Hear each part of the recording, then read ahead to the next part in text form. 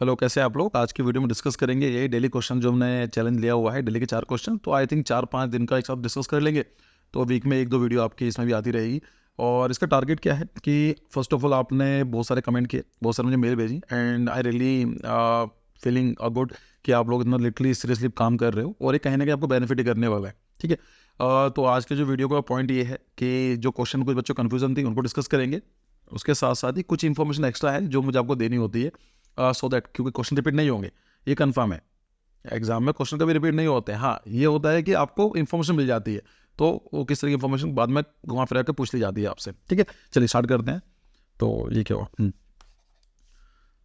पहला question discuss करते हैं कि ये है, who is associated with the design of Walt Disney concert hall in Los Angeles. तो यहाँ पर देखना लॉस एंजल्स लिखा हुआ है, सो इट इज फ्रैंक गैरी। इनकी फ्रैंक गैरी की बिल्डिंग है, और काफ़ी इंटरेस्टिंग बिल्डिंग है। फ्रैंक गैरी काम ही ऐसा करते हैं, तो आपने देखा होगा इन कुछ प्रोजेक्ट्स और भी। अगर आप और देखना चाहें, इसके अंदर एक है डांसिंग बिल्डिंग, एक डांसिंग बिल्डिंग, उसको जरूर चेक करना, ये प्राग में है। ये भी एक इंपॉर्टेंट क्वेश्चन बन सकता है। ठीक है, तो याद रखना, चेक रिपब्लिक की कैपिटल है प्राग, उनकी है।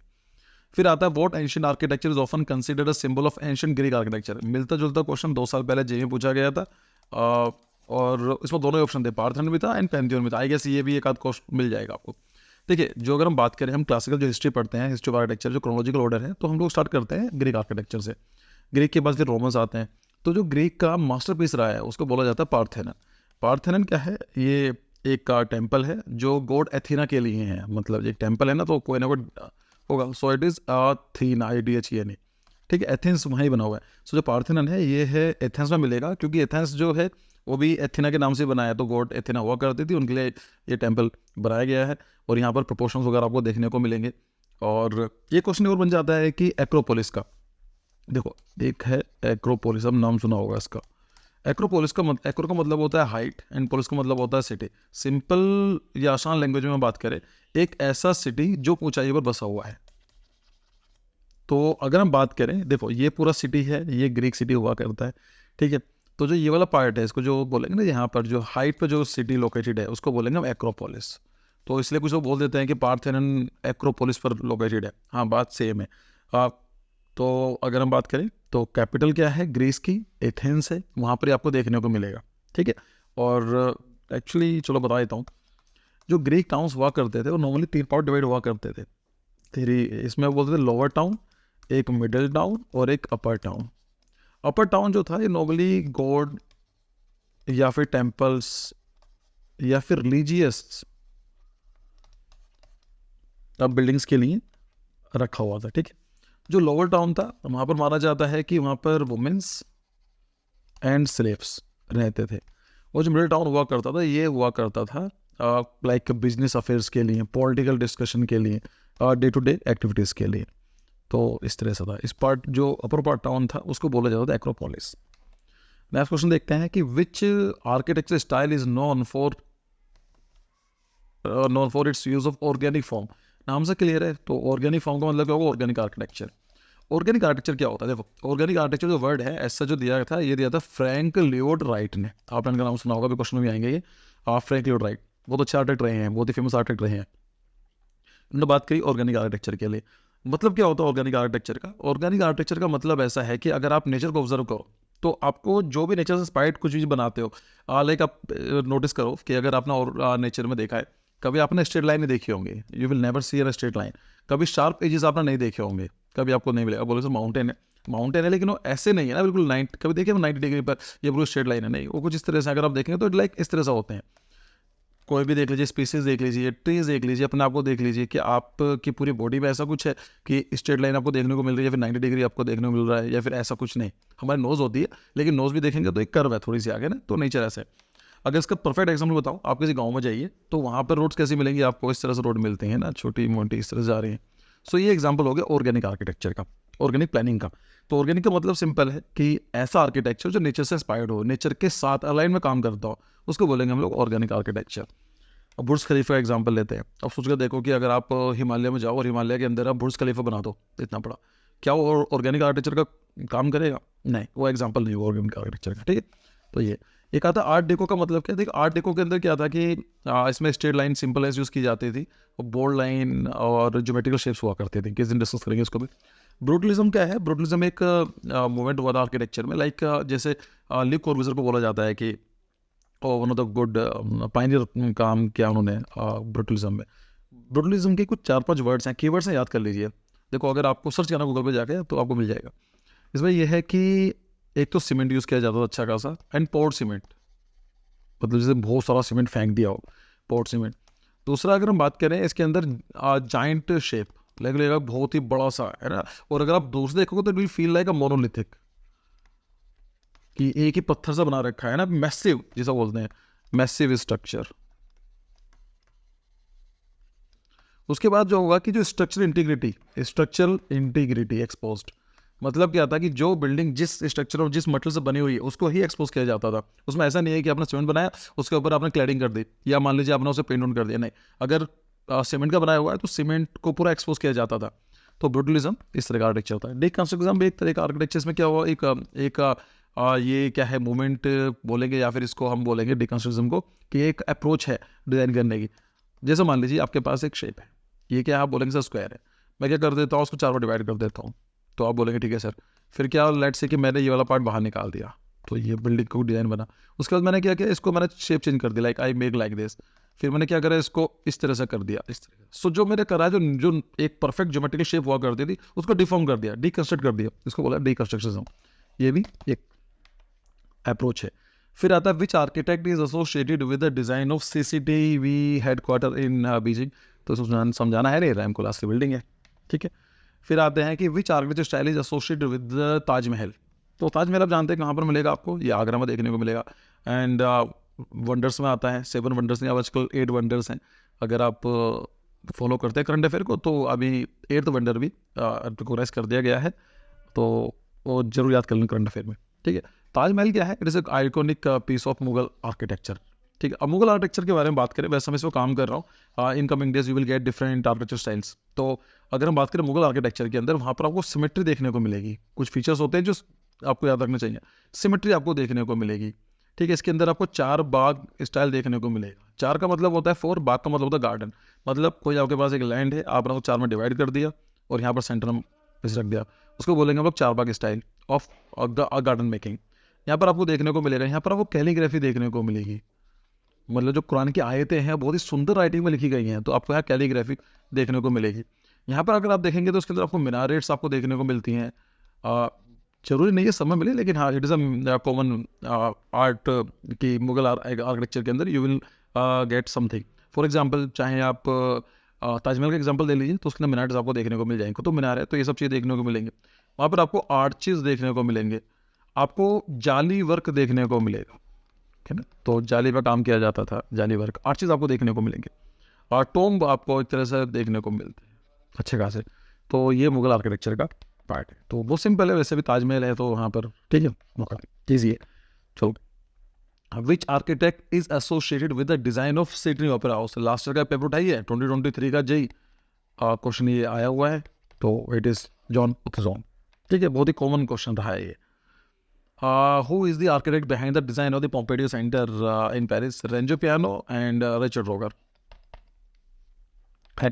दोनों में देखिए, दोनों के ऑप्शन सही हैं अगर है, लेकिन अगर आपको एक फिर भी चूज करना हो तो आई विल से इसके रेंजो पियानो को चूज करें, है ना। स्पायर क्या होता है, तो it is a Ponty tower. इसको देख लीजिए गूगल पे जाके, क्योंकि मैं सिर्फ वीडियो डिस्कस इसमें जो है, जो आपका असाइनमेंट्स है उनको डिस्कस कर रहा हूँ, आप प्रेजेंटेशन नहीं बना रहा हूँ। And this is the reason कि हम इन थिंग पे काम कर रहे हैं, कि हाँ हम कुछ भी डिस्कस कर सकते हैं, लंबा बैठ सकते हैं without having the limitation of the time, कितना भी बात करते रहो, कोई प्रॉब्लम नहीं है। आपने ये क्वेश्चन सारे कर लिए तो इस बात की गारंटी है कि जीके आपको बहुत इंप्रूव हो जाएगी, ठीक है। चलो, तो स्पायर क्या पॉइंटेड टावर है, इसको आप गूगल पर जाकर चेक करो, एक बार उसकी इमेज देख लीजिए। और कुछ बच्चे बोलते हैं कि सर मैंने नेट पे चेक किया, इट्स ओनली ओके, और मैं आपसे उम्मीद भी ये करता हूँ, कुछ बुराई नहीं है, तो आप नेट पे चेक करो। लेकिन जब सर्च करते हो ना आप खुद ही, तो आपको आपका सबकॉन्शियस माइंड में आपने एक्चुअली कुछ मेहनत करी, तो मेहनत कर कोई चीज़ मिलती है उसकी वैल्यू होती है, तो आपको याद रहता है कि अच्छा ये। अब आता है in construction technology what does the term pre fabrication refers. देखिए, आपने कभी सुना होगा कि जापान ने 2 दिन में ब्रिज बना दिया, 3 दिन के अंदर मेट्रो बना दिया। इंडिया के अंदर तो 2 महीने 3 महीने तो सिर्फ पता होने में लग जाते हैं, फिर टेंडर निकलता है। तो उसका पीछे रीजन क्या है कि how it is possible to make the whole structure with in 2 और 3 days। सिंपल पॉइंट क्या है कि बाहर कहीं बनाया, लाइक आपकी ये साइट है, आपने क्या करा, कुछ नहीं करा, आप बाहर सामान लेकर आए, यहाँ पर सब बना बनाए लेकर आए और यहाँ पर जाकर अपना असेंबल कर दिया, सिर्फ इतना सा काम है। उसको बोल, जैसे आप कंप्यूटर असेंबल कराते हो, आपके दो ऑप्शन होते हैं पीसी लेने के लिए, या तो किसी HCL का, HP का लैपटॉप पीसी कुछ भी ले लीजिए। दूसरे का ये होता है कि आप खुद असेंबल कराते हो, दुकान पर जाते हो, उससे बोलते हो भाई 1 TB मुझे हार्ड डिस्क दे दे, 4 GB मुझे रैम दे दो, ग्राफिक कार्ड, जो भी आपके रिक्वायरमेंट्स है, आप सब सामान लेते हो, वो आपको विदिन 1 आवर असेंबल करके दे देता है कि भाई ये आपका पीसी रहा, अपने हिसाब से कॉन्फ़िगर कर सकते हो। इसको बोलते हैं प्री फैब्रिकेशन, मतलब पहले से फैब्रिकेशन हो चुकी है, कहीं पहले से हुई है, साइट पर नहीं हुई है। सो ट्रेडिशनल बिल्डिंग मेथड नहीं, ये जो होता है इसको बोलेंगे vernacular architecture. Traditional building method का मतलब होता है वर्नाकुलर आर्किटेक्चर। हिल्स में जाएंगे तो वहाँ का आर्किटेक्चर मिलेगा, और डेजर्ट में जाएंगे वहाँ के नीड के हिसाब से मिलेगा आपको। Assembling component on site, of site, yes, तो जो हमारी साइट है उसके बाहर हम लोग असेंबल कर रहे हैं, ठीक है, वहाँ से ले गए, वहाँ जाकर आपने उसको लगा दिया। हैंडीक्राफ्ट मटेरियल नहीं, ये नहीं है, आर्किटेक्चर स्केचेस ये भी नहीं, ठीक है। So option number B is a correct one. फिर आता है what is the purpose of clear story in architecture. देखिए क्लियर स्टोरी जो है, एक्चुअली ये वर्ड आया था एक्चुअली गोथिक आर्किटेक्चर में। गोथिक आर्किटेक्चर बहुत ही डिफरेंट आर्किटेक्चर रहा है, उससे पहले का बहुत ही ड्रास्टिक चेंज किया गया। लाइक रोमन्स क्यू आर्किटेक्चर के बारे में बात करें तो रोमन्स क्यू के अंदर कोई लिमिटेशन हुआ करते थे कि यार ये चीज़ें हैं, लाइक बहुत ही भारी हैवी रूफ हुआ करते थे, तो रूफ को सपोर्ट करने के लिए बहुत थिक वॉल हुआ करते थे, इंटीरियर्स काफ़ी छोटे थे, लाइक विंडोज़ का भी साइज बहुत छोटा रखा गया था। तो क्या हुआ कि जो भी रोमन्स क्यू आर्किटेक्चर की प्रॉब्लम थी, गोथिक आर्किटेक्चर सबको डील करा। तो वहाँ पर क्या बोला गया कि जो इंटीरियर्स हुआ करते थे रोमन्स क्यू आर्किटेक्चर के, वो काफ़ी डल हुआ करते थे। मतलब आप समझो, देखो उसको समझते हैं। आपने बोला कि सर बहुत बड़ी हैवी सी पत्थर की आपने रूफ रखी हुई है, अब ये हैवी पत्थर की रूफ है तो पतली दीवार से तो काम रुक चलेगा नहीं, बड़ी बनाओगे आप, है ना, एक थिक वॉल बननी पड़ेगी। अब थिक वॉल बनाएंगे आप तो उसके अंदर भी आप क्या काम करेंगे कि जो ओपनिंग होगी वो छोटे रखेंगे। अब ओपनिंग छोटे रख रहे हो तो अल्टीमेटली जो इंटीरियर्स होंगे काफ़ी डल होंगे, डार्क होंगे।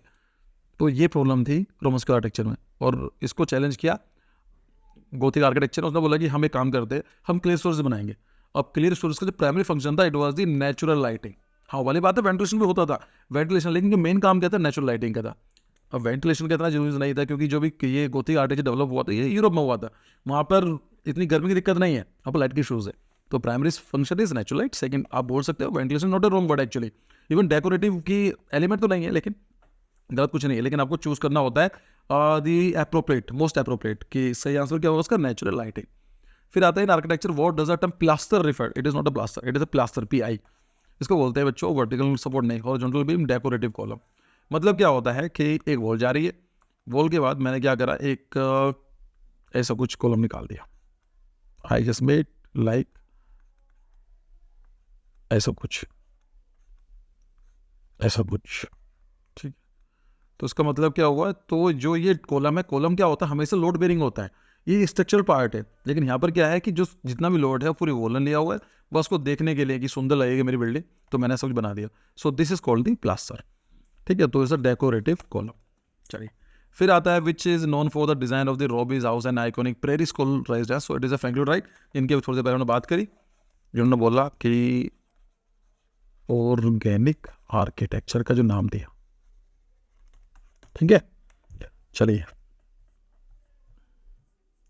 फिर आता है who is known for the pioneer the use of steel frame structure skyscraper, so it is Louis Sullivan, Henry Louis Sullivan, one of the most educated architect.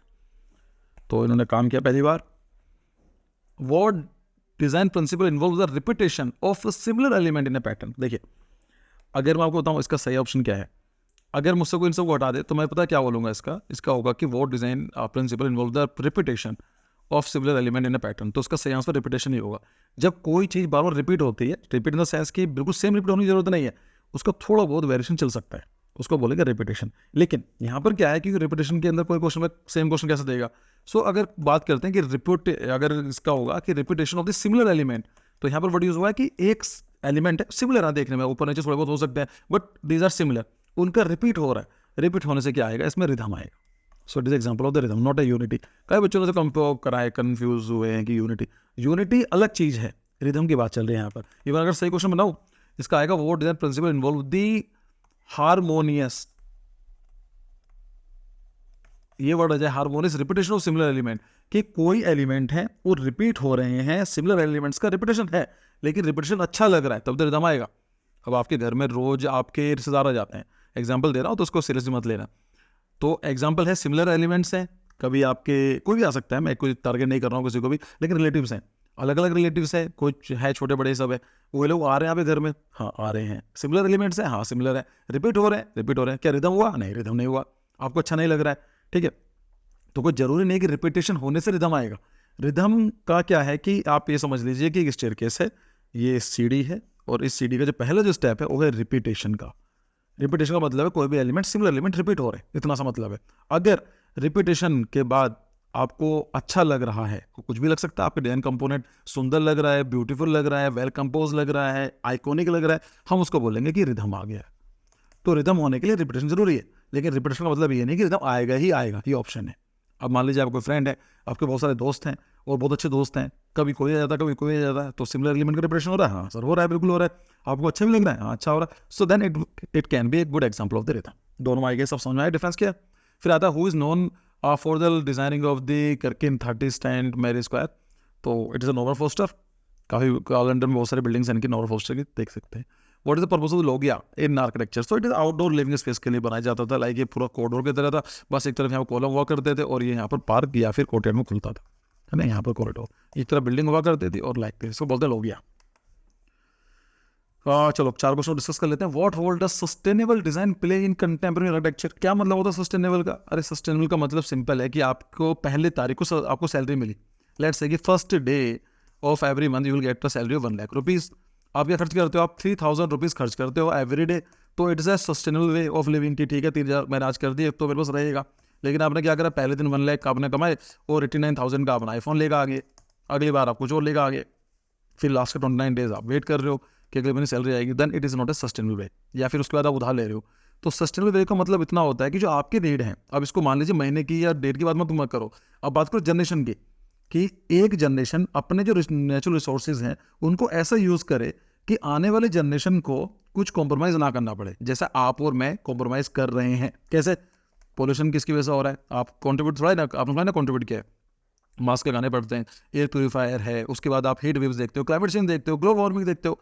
ये क्या आपने किया है या मैंने किया? नहीं, हमने नहीं किया, हमारे पुराने जनरेशन ने किया है, उसका पेमेंट हमें करनी पड़ रही है। हम यही चाहते हैं कि आने वाले जनरेशन को पे ना करना पड़े। तो उसका सोल्यूशन क्या है? Sustainable way of living, sustainable architecture. हमेशा मतलब ये होता है, मतलब making the present generation need without compromising the future generation to meet their need, ये इसकी डेफिनेशन है।